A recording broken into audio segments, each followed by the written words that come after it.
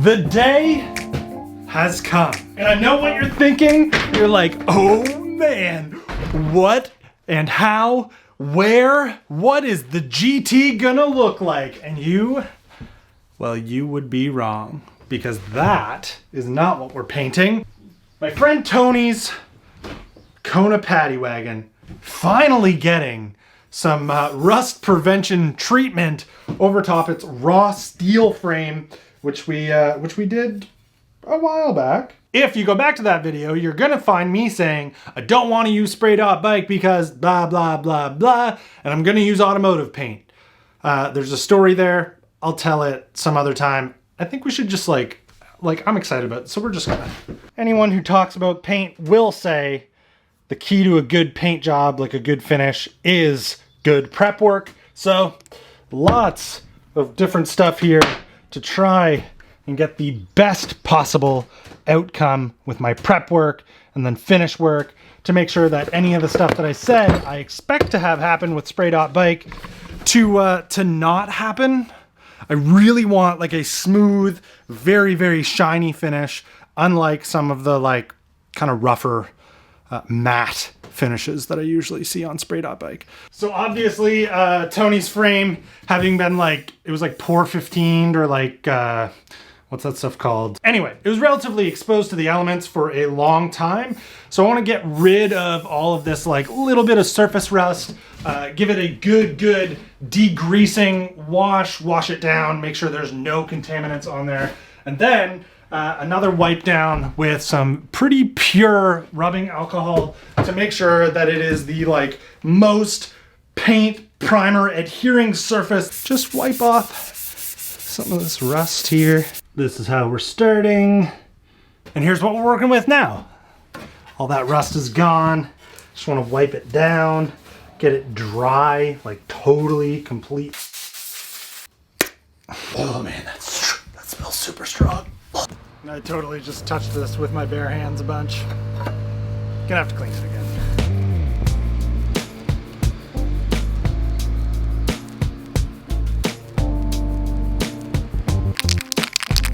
Apparently this doesn't run and it's very easy to work. I'm looking forward to forgetting that my camera is over here and literally spraying the lens.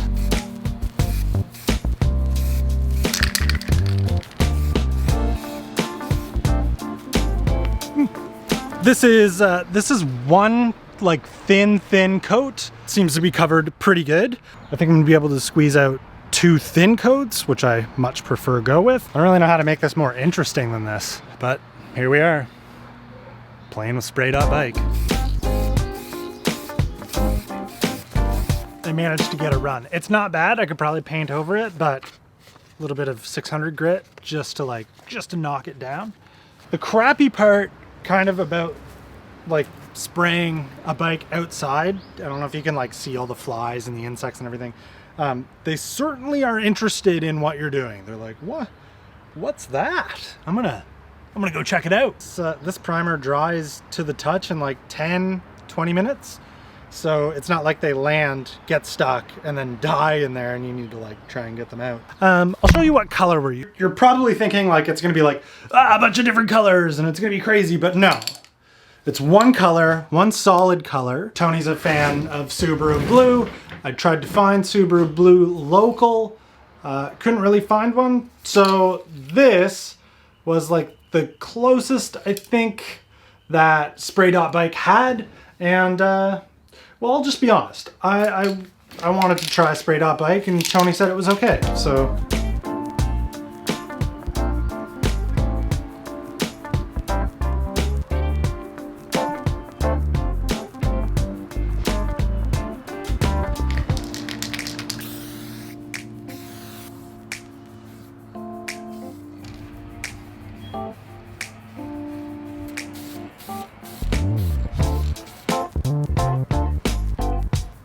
The like how to use Spray.Bike like instructions, there's these notes about polishing that like I just typically don't see anyone who's using Spray.Bike do. And the trick is a lint-free cloth or parchment paper. When your base coat is done, like your single color is done, take your parchment paper, and just kind of like give a gentle polishing motion over your single color, and that'll help like compact everything down. And one thing I'm noticing is the like grittiness, the powder that I was worried about, that I was like, ah man, how am I supposed to get rid of that so that I can get my gloss finish? This is kind of what's doing it. Like running your hand across it now doesn't have that like rough, gross texture. Like polish that out with parchment paper. It's really flattening the entire finish. And I just kind of feel like this is one of those things that like people who are using this product just don't do, or like for some reason don't mention. This is easily, in my opinion, the most important part. Like this is gonna be what gives it that more than ever professional finish look, I think.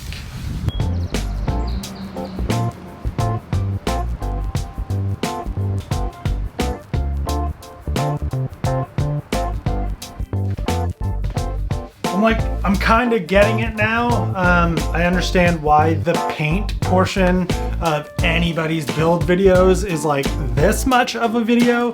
Like you guys thought watching the Spindatt logo dry was boring. This is like I want to get the clear coat on. This is gonna look no different than the last 3 times I've shook a can and sprayed it.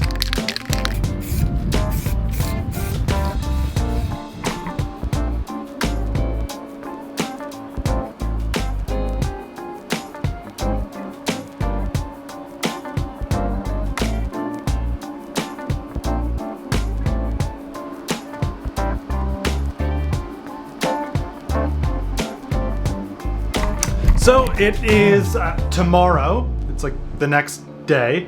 I left the clear coat. I walked away from it for a little bit to let it just cure. It's been like 12 hours or so. Obviously, as you can see from some of the footage, I've done a little bit of wet sanding work to the, like specifically the head tube and closer to the front of the top tube and down tube area. There's just like a few pretty embarrassing runs that happened while spraying the clear coat. No, this was going so well, but all that is fixable with wet sanding, and it is kind of what I've already done. I'm gonna give it the weekend to like pretty well harden up completely. And I mean, I gotta admit, out of can, without any sanding, if there was no runs, I'd be super satisfied with what I got out of the cans. It's pretty good stuff. I will use it again. I just hope it's strong and that it lasts to things hitting it. You'll see the like final product on Tuesday. It's the prep work, man. The prep work matters.